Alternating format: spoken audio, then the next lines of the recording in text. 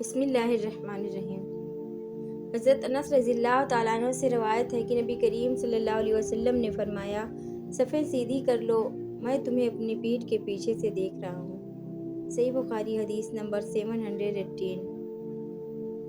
انس بن مالک رضی اللہ تعالیٰ عنہ سے روایت ہے کہ نماز کے لیے تکبیر کہی گئی تو رسول اللہ صلی اللہ علیہ وسلم نے اپنا منہ ہماری طرف کیا اور فرمایا کہ اپنی صفیں برابر کر لو اور مل کر کھڑے ہو جاؤ، میں تم کو اپنی پیٹھ کے پیچھے سے بھی دیکھتا رہتا ہوں۔ صحیح بخاری حدیث نمبر 719۔ حضرت ابو ہریرہ رضی اللہ تعالیٰ عنہ سے روایت ہے کہ نبی کریم صلی اللہ علیہ وسلم نے فرمایا کہ ڈوبنے والے، پیٹ کی بیماری میں مرنے والے، طاعون میں مرنے والے اور دب کر مرنے والے شہید ہیں۔ صحیح بخاری حدیث نمبر 720۔ فرمایا کہ اگر لوگ جان لیں جو ثواب نماز کے لیے جلدی آنے میں ہے تو ایک دوسرے سے آگے بڑھیں، اور اگر عشاء اور صبح کی نماز کے ثواب کو جان لیں تو اس کے لیے ضرور آئیں، خواہ سنین کے بل آنا پڑے، اور اگر پہلی صف کے ثواب کو جان لیں تو اس کے لیے قرأ اندازی کریں۔ صحیح بخاری حدیث نمبر 721۔ حضرت ابو ہریرہ رضی اللہ تعالیٰ عنہ سے روایت ہے کہ نبی کریم صلی اللہ علیہ وسلم نے فرمایا کہ امام اس لیے ہوتا ہے تاکہ اس کی پیروی کی جائے، اس لیے تم اس سے اختلاف نہ کرو۔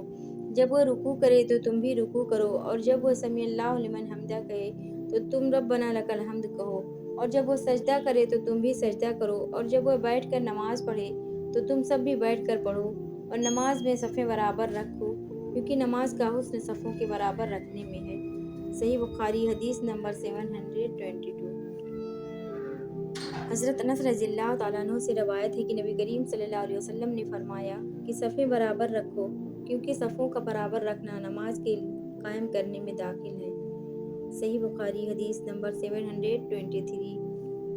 حضرت انس بن مالک رضی اللہ تعالیٰ عنہ سے روایت ہے کہ جب وہ بصرہ سے مدینہ آئے تو آپ سے پوچھا گیا کہ نبی کریم صلی اللہ علیہ وسلم کے عہد مبارک اور ہمارے اس دور میں آپ نے کیا فرق پایا؟ فرمایا کہ اور تو کوئی بات نہیں، صرف لوگ صفیں برابر نہیں کرتے۔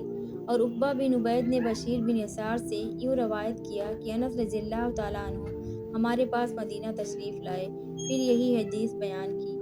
صحیح بخاری حدیث نمبر 724۔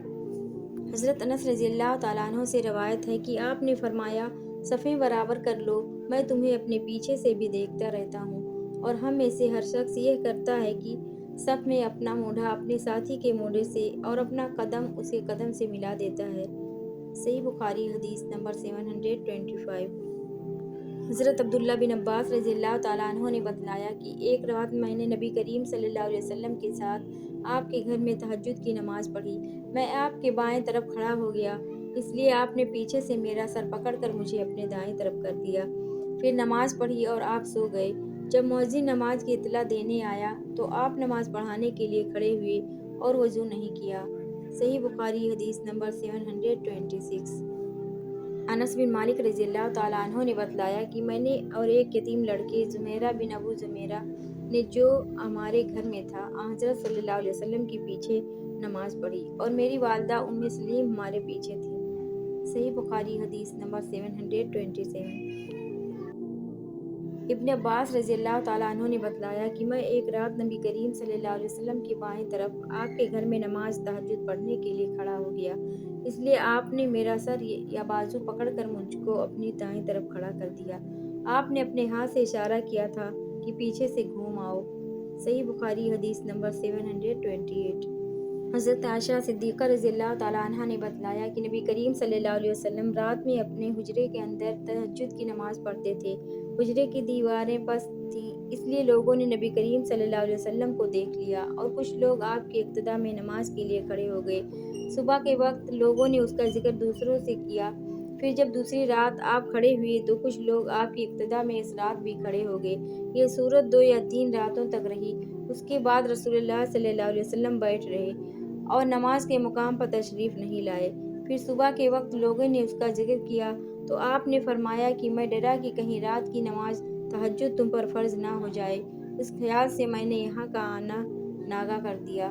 صحیح بخاری حدیث نمبر 729۔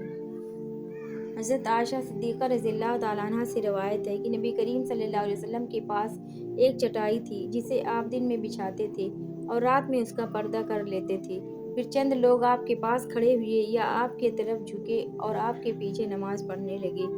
सही बुखारी हदीस नंबर 730। ज़ैद बिन साबित रज़ियल्लाहु ताला अन्हु से रवायत है कि रसूलुल्लाह सल्लल्लाहु अलैहि वसल्लम ने रमज़ान में एक हुजरा बना लिया या और पर्दा। बसर बिन सईद ने कहा, मैं समझता हूँ वह बोरिए का था। आपने कई रात उसमें नमाज पढ़ी। सहाबा में से बाज़ हज़रात ने उन रातों में आपकी इब्तिदा की। जब आपको उसका इल्म हुआ तो आपने बैठ रहना शुरू किया, नमाज मौकूफ़ रखी, फिर बरामद हुए और फरमाया, तुमने जो किया वह मुझको मालूम है, लेकिन लोगों, तुम अपने घरों में नमाज पढ़ते रहो, क्योंकि बेहतर नमाज आदमी की वही है जो उसके घर में हो, मगर फ़र्ज नमाज मस्जिद में पढ़ना ज़रूरी है। और अफ़ान बिन मुस्लिम ने कहा कि हमसे वहीब ने बयान किया, कहा कि हमसे मूसा बिन उक़बा ने बयान किया, कहा कि मैंने अबू नज़र बिन अबी उम्मिया से सुना और बसर बिन सईद से रिवायत करते थे, वह ज़ैद बिन साबित से और नबी करीम सल्लल्लाहु अलैहि वसल्लम से। सही बुखारी हदीस नंबर 731। अनस बिन मालिक रज़ियल्लाहु ताला अन्हु ने खबर दी कि रसूल करीम सल्लल्लाहु अलैहि वसल्लम एक घोड़े पर सवार हुए और गिर जाने की वजह से आपके दाएं पहलू में जख्म आ गए। हज़रत अनस रज़ियल्लाहु ताला अन्हु ने बतलाया कि उस दिन हमें आपने एक नमाज पढ़ाई। चूँकि आप बैठे हुए थे, इसलिए हमने भी आपके पीछे बैठकर नमाज पढ़ी।